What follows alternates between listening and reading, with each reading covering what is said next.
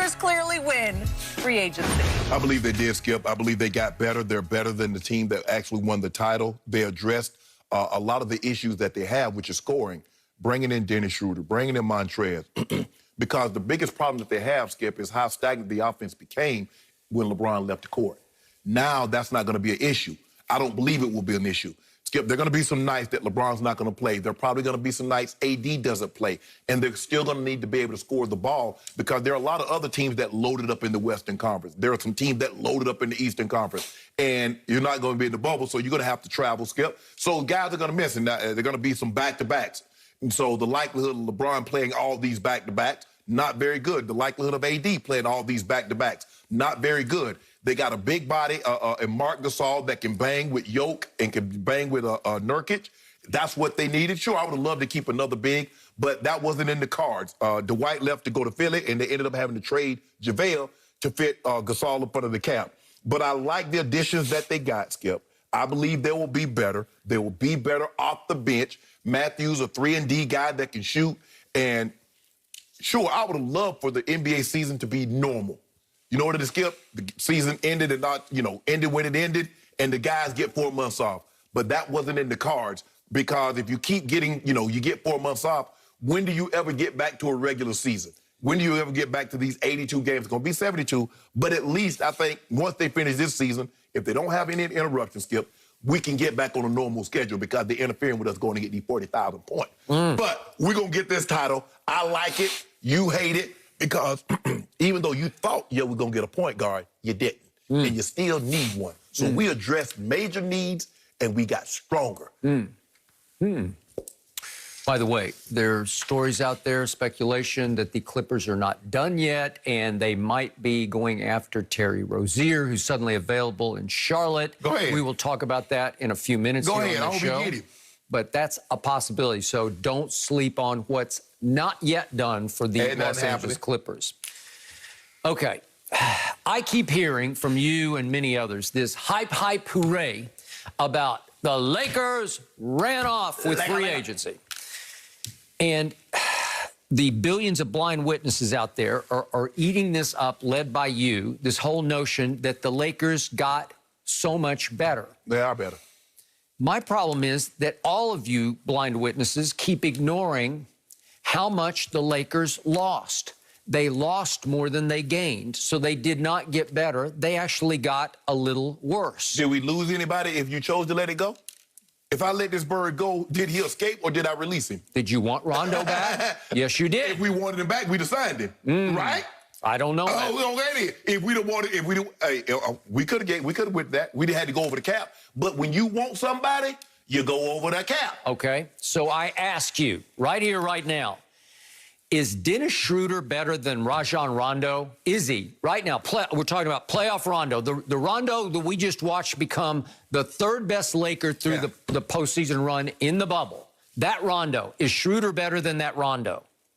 Schroeder's going to be better in the regular season and been playing the whole time and playing with LeBron. Come playoff time, he'll be as good, if not better, than Rondo. So I'm looking at these numbers, and I'm looking at a Rondo who's now played 121 playoff games in his career. Yes. When playoffs come, he switches gears. He goes into a much higher gear, as we've seen again and again and again, because he has led the playoffs in assists 4 times in his career. Dennis Schroeder in the playoffs averages 4 assists a game. 4 times you led the whole playoffs in assists versus 4 assists. I think I'd side with Rondo on that. Schroeder's played in 46 playoff games, which is not all bad, but would you believe in the 7 games he played just recently against the Houston Rockets for the Oklahoma City Thunder, would you believe that Schroeder shot 29% from 3 in those 7 games? And Rondo, in your playoff run, all the way wall to wall, he shot 40% from 3, a guy that at times in his career I wasn't sure he could shoot at all. Yes. Okay, so he has developed, even perfected, a 3-point shot that is deadly when it matters most. So you just lost that. That's a huge piece to your puzzle because you want to talk about a veteran stabilizing force that you can trust to settle down the offense and make plays for you in crucial moments and stretches of playoff games when LeBron needs to sit or when LeBron just needs a break on the court where he can play off the ball a little bit. Shooter got it. Does he really? But see, what you failed to mention, you mentioned about, and I'm not taking anything away from Rondo, but you do realize that in Boston, Rondo had Paul Pierce, Ray Allen, KG. All three of these guys are first ballot Hall of Famers. He went to New Orleans. He had a first ballot Hall of Famer in AD. He comes to the Lakers last year. He got two more first ballot Hall of Famers, AD and LeBron James. So let's not pretend that Rondo was out there by himself wheeling and dealing. So let's put Schroeder with AD and LeBron, and we're going to see what he could do. Schroeder is more of a solo act. He comes in and he wants to disrupt on defense, I give you that, and he wants to score the basketball. He wants to be this era's Vinny Microwave Johnson, coming off the bench for the Detroit Pistons and just lighting you up for stretches, right? We might need that. Okay, well, you might, but I don't think it's exactly what you're going to need when it's playoff time, because you're going to miss that force that is Rondo. He is a playoff force. And as much as I like Marc Gasol's, I respect and appreciate his experience. His basketball IQ is off the charts. He's played in so many big playoff battles, many against my Spurs, but he's an aging post presence who's become pretty much, I'm not going to say a liability on offense. He's just non-existent on offense. He gives you next to nothing. Watch it. And is he athletic on defense? No. Does he get to the right place at the right time? Yes, exactly. He does. That's what LeBron likes. Okay. But hold on, Skip. You make it seem like JaVale barely played in the finals. Okay. Dwight played a lot in the finals. Yes. So you lost both Dwight and JaVale. Much more athletic firepower than Gasol is going to give you. Absolutely. And Dwight alone, I've told you again and again, when I'm rooting against your Lakers, the two players who always scared me the most, Rondo and Dwight, because they play with such gray area edge. They give your team that dog. So they got that dog. So let me get this right. I'm going to make sure people at home hear me. When you play the Lakers, the people that scared Skip Bayless the most was Rajon Rondo and Dwight Howard. Not AD and LeBron, Rondo and Dwight Howard. Yep. Wow. Because they will do things that LeBron and AD are not capable of doing. Skip. Physicality, edge. Skip, do you realize what LeBron is? He's 6'9", 260. And you say Rondo is more physical than him. Stop it. Hey, Dwight was just pushing people around through the whole playoff run. He did an unbelievable job on Jokic. Skip, I will concede that. We really needed him to bother Jokic, and he did an unbelievable job. But he was non-existent against Houston. He didn't play a whole lot and get in game six. They're small ball. You didn't need it against That's Houston. my point. We can go. Okay, well, you're not going to need Gasol if you play that kind of an offense. They got Jokic. And Portland still have Nurkic. So you're still going to need a big body. He's a big body. He's not as good as the combination of JaVale and especially Dwight. Don't you worry. You know it, and I know it. I can see in your eyes over there, you got fear in your eyes. Hey, let me ask you a question.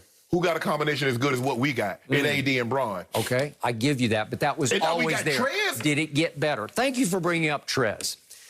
The Clippers just rejected him. He's a Clippers cast-off. The Clippers decided he's more trouble than he is worth. He has a huge personality that can be divisive and difficult in the locker room. No, he just want everybody to practice hard and play hard. That's what he want. You don't come in here, hey, what you did over there ain't won us no games over here. Okay. So you think you will come in and load management and take off practice? You talk about we need to get better. We need to play. How we gonna play if we can't practice together? How we gonna get better if we can't play together? Trez like And I keep hearing rumblings that Lou Will might be on the outside. That is correct. But I love how you say the Clippers rejected Trez. Yep. But we let Dwight go. We traded JaVale. We let Rondo go. We traded Danny Green. Oh, they left you. They left you. Did we not reject them? Okay, that's fine. Okay. But the Clippers definitely cast off Montrezl Harrell. You got there cast off.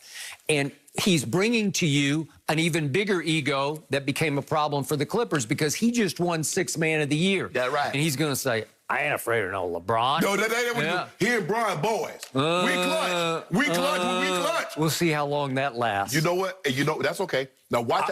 I'm the Sixth Man of the Year. Watch how this relationship works. Yep. That's the thing. We'll see. You know what we do? This is what we do. I live in an apartment, and you didn't want her. Now I got her. And guess what? I'm going to walk by on arm in arm with her every day in your face. She going to be looking good. Yep. Wave at him, baby. Yeah.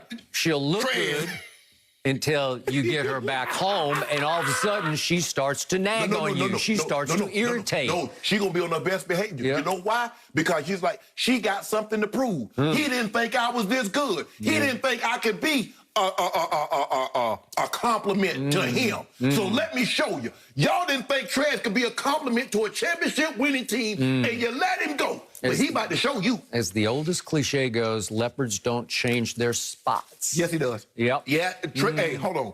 There have been a lot.